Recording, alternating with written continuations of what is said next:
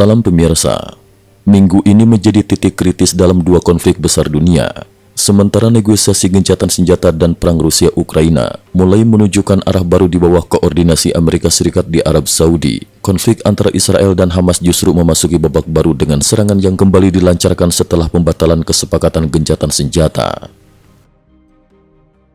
Perang Israel-Hamas, strategi baru di tengah kebakaran Gaza. Pada pekan lalu, Israel mengumumkan pembatalan kesepakatan gencatan senjata dan kembali melancarkan serangan. Ketegangan semakin meningkat ketika Hamas dinilai tidak konsisten dalam strategi pembebasan sandera. Dalam salah satu operasi yang memicu sorotan, pada 23 Maret 2025, tentara Israel melakukan serangan udara ke rumah sakit Nasser di Khan Younis, wilayah selatan Gaza. Serangan tersebut menimpa kamar tidur seorang anggota senior Dewan Politik Hamas, Ismail Badawel, yang diyakini bertanggung jawab atas perencanaan strategi dan operasi teror di jalur Gaza. Dalam operasi yang mengedepankan penggunaan teknologi canggih, drone tempur berhasil menembus ruangan dan menghancurkan kamar tidur milik Badawel. Cahaya api terlihat di salah satu kamar di lantai 2, menandakan bahwa serangan tersebut menargetkan dengan presisi, sehingga di pihak Israel dinyatakan kerusakan pada fasilitas rumah sakit tetap seminimal mungkin.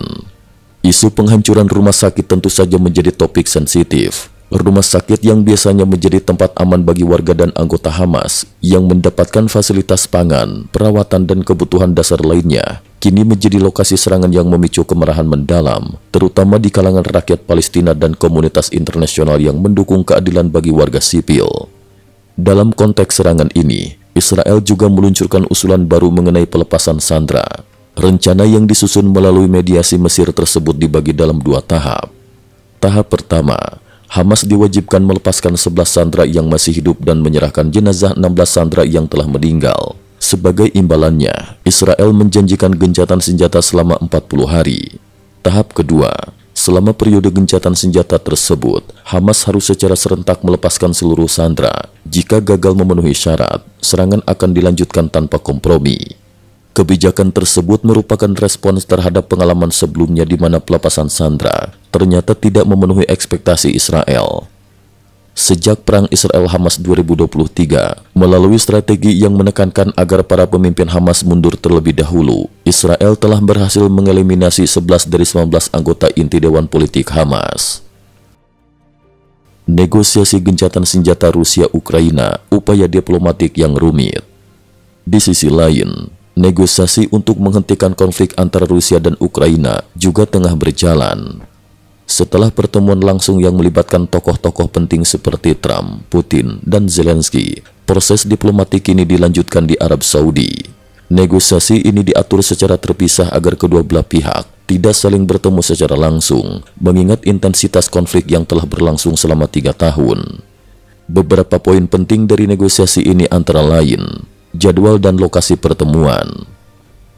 Pada 23 Maret 2025, Amerika Serikat berbicara langsung dengan Ukraina melalui Menteri Pertahanan dan dilanjutkan pada 24 Maret 2025 dengan pertemuan antara utusan khusus AS dan Menteri Luar Negeri Rusia, Sergei Lavrov. Pertemuan berlangsung di 2 kota berbeda di Arab Saudi, yakni Jeddah dan Riyadh, untuk menghindari potensi bentrokan langsung antara kedua belah pihak. Isu kritis yang dibahas. Sebelum pembahasan gencatan senjata, pertemuan Amerika-Ukraina berfokus pada langkah-langkah strategis untuk melindungi infrastruktur penting, khususnya fasilitas energi yang menjadi target serangan. Di sisi lain, perundingan dengan Rusia mengaitkan isu kerusakan infrastruktur energi, sebuah perhatian utama mengingat serangan yang telah melumpuhkan beberapa wilayah penting, termasuk penguasaan wilayah di Laut Hitam oleh Ukraina. Perbedaan pendekatan antara Rusia dan Ukraina. Rusia menuntut agar Ukraina mengorbankan sebagian wilayahnya dan memastikan tidak bergabung dengan NATO, sedangkan Ukraina menekankan pada prinsip keutuhan wilayah. Untuk menghindari kebutuhan, pendekatan diplomatik yang digagas oleh Trump berupaya mendorong gencatan senjata selama 30 hari sebagai langkah awal, dengan tujuan memberi waktu kedua belah pihak untuk meredakan ketegangan dan menata ulang strategi. Dalam pertemuan maraton yang berlangsung lebih dari 10 jam dengan beberapa kali istirahat, Amerika dan Rusia berupaya mencapai titik temu. Di tengah perundingan ini, Muncul pula laporan dari seorang blogger militer Rusia yang menyebutkan bahwa pasukan Ukraina telah menyeberangi perbatasan dan melancarkan serangan ke wilayah Belgorod, serta melakukan serangan balik menggunakan bom berpemandu presisi GBU-39 di wilayah Zaporizhia. Jendela waktu yang semakin sempit. Dua konflik besar dunia ini memasuki fase kritis, di mana diplomasi dan kekuatan militer saling beradu. Sementara negosiasi untuk gencatan senjata di Rusia-Ukraina memberikan secercah harapan untuk meredakan konflik. Serangan kembali oleh Israel di Gaza menunjukkan betapa sulitnya menciptakan kondisi damai di tengah gejolak perang. Bagi para pemangku kepentingan, minggu ini merupakan kesempatan penting untuk menata langkah ke depan, apakah melalui perundingan yang berani atau melalui serangan yang semakin intensif. Dengan tenggat waktu yang ditetapkan pada 20 April 2025, seluruh dunia menyaksikan dengan harapan bahwa konflik ini segera menemukan titik terang demi kestabilan regional dan global.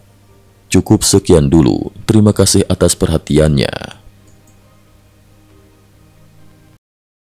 IT News juga memiliki channel di platform kancing.com.